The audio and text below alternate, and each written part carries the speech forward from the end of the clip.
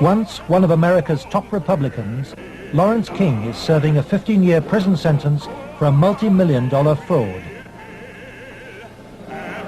But financial crime is only half the story. This is the true story of Lawrence King. It is the story of a cancer at the heart of America and of its continuing cover-up at the highest level. One man is attempting to uncover the full story. John DeCamp is among the most highly decorated Vietnam veterans. A former Republican state senator in Lincoln, Nebraska, he is now a lawyer fighting the legacy of Lawrence King's abuse of power. It's a web of intrigue that starts in our Holy of Holies, Boys Town, Nebraska, one of the most respected institutions in the United States, and spreads out like a spider web to Washington, D.C., right up to the steps of the nation's capital, the steps of the White House, involves some of the most respected and powerful and richest businessmen in this United States of America. And the centerpiece of the entire web is the use of children for sex and drug dealing and drug couriers, the compromising of politicians, the compromising of businessmen, but worst of all, the corruption of key institutions of government that have the duty and responsibility to make sure these things never happen. For John DeCamp, the trail starts in a unique town just outside Omaha.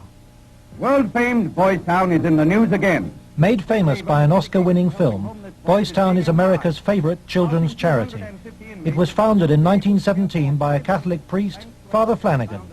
Father Flanagan. The saddest spectacle in our social life is the neglected, unwanted, and unloved boy who has become a serious problem in our society. Boys Town was started to be a home for orphans.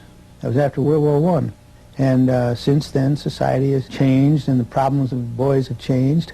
And so now it's a question of taking care of homeless, abandoned, neglected, abused boys, and now girls also. Boys Town has been granted the privileges of an incorporated town, a Catholic diocese, and a school district for 500 children. Boys Town has cash reserves of $500 million, but still raises up to $35 million annually, solicited from the public by begging letters and promotional videos. I'm Father Val Peter, the caretaker of Father Flanagan's Stream and the executive director of Boys Town.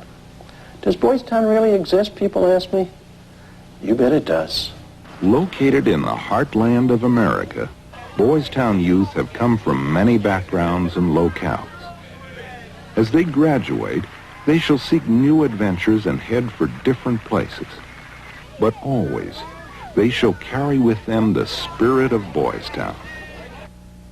If you'd like to help Boys Town, send your tax-deductible gift to Father Val Peter, Boys Town, Nebraska, 68010.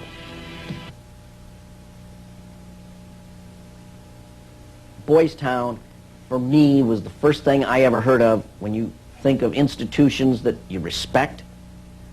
Believe it or not, I was there for a while when I was a young boy. When an institution like that gets contaminated, then you better, if you got any decency at all, do something about it, or at least get it cleared up. John de Camp lays the blame for the contamination of Boys Town on the one-time leader of the National Black Republican Council, Larry King. Larry King was the fastest rising black star in the entire Republican Party of the United States during all of the 1980s. And he was also one of the most evil individuals in this country in terms of being a dealer of children, in terms of being a thief, 40 million that they documented he stole, and in terms of using and compromising and corrupting one after another politicians. The base for his network was the Franklin Federal Credit Union, a people's bank in Omaha, Nebraska. Larry King was its general manager.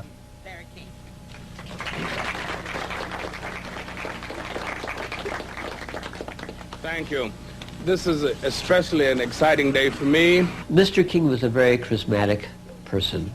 When he came to the credit union, he was brought in because the credit union was actually failing. He did everything to build the credit union.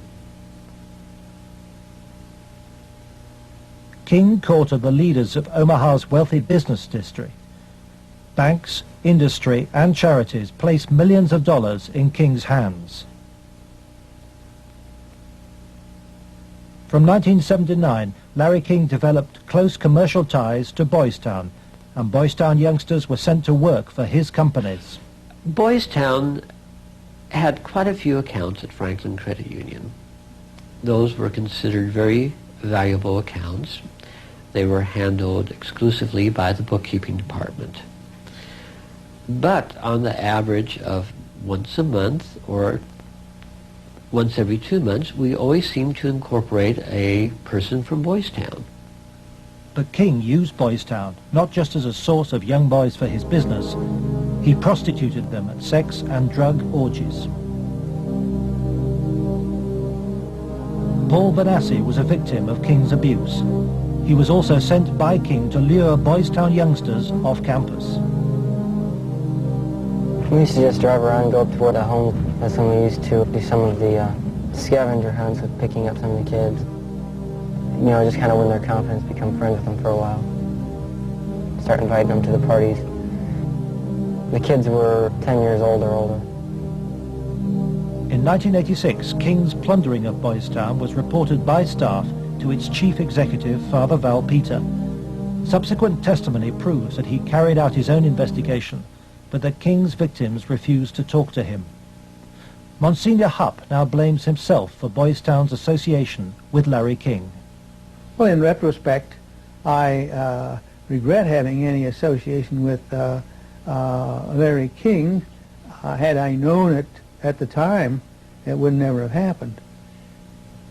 Could you understand why a very detailed report from a social worker employed at Boys Town, identifying children and identifying their alleged abusers, never saw the light of day? Nothing happened with that. No, I couldn't understand that, because had I known that, I wouldn't put up with that. But is that something like that happened? I don't know of it. Nebraska has a very clear statute that child abuse allegations should be reported to authorities. They shouldn't be reported to the principal of a school, the director of a facility. They should be reported directly to either Child Protective Services or law enforcement.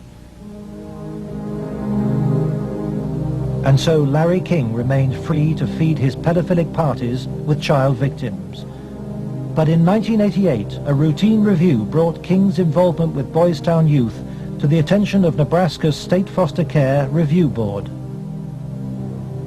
In the information presented to the Foster Care Review Board, either via the telephone reports, the personal reports, or the reports we reviewed, Larry King's name was consistently present as someone that the youth were making allegations against. So I would say we handed over at least a foot-high amount of material to authorities, and nothing happened.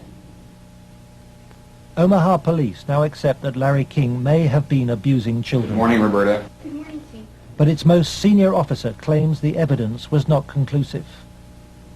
It is certainly possible that Mr. King was involved in illegal acts with children. If there was sufficient evidence of those types of allegations, he would have been prosecuted by the county attorney's office. For me, it was very clear that the case was not investigated and not pursued because